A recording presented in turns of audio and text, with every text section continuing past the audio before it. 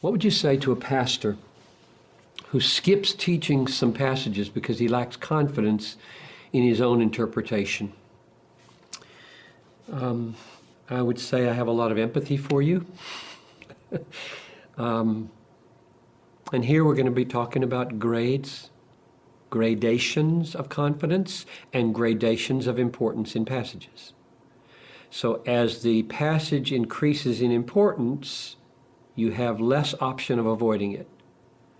And as your uncertainty increases, or you have less obligation to preach. So these are like axes. I guess if I knew how to draw these kinds of diagrams, I would say if the passage has gone down in importance and your uncertainty has gone up in importance, tell the people you're skipping it. And tell them why.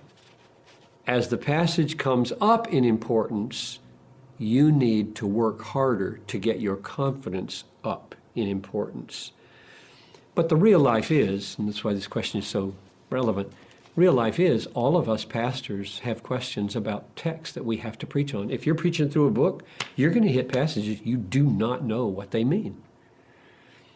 And I think we should be honest and not try to cover it. We should say to our people, I'm not sure what this means. Here are the three options.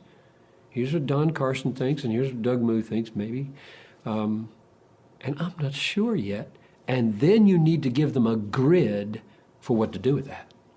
How do you live with that? Why does that not undermine my confidence in the Bible? Why does it not undermine the larger interpretation of this passage and the point that's being made here and here and here?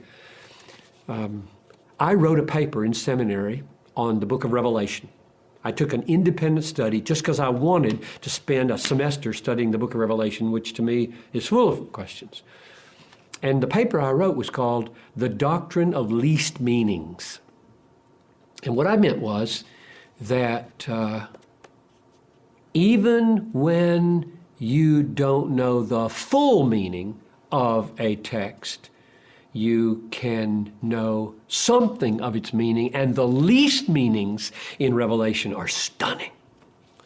And so draw out, I'm saying to the pastor, draw out of the text you're perplexed about what you can get out, and be honest about the rest.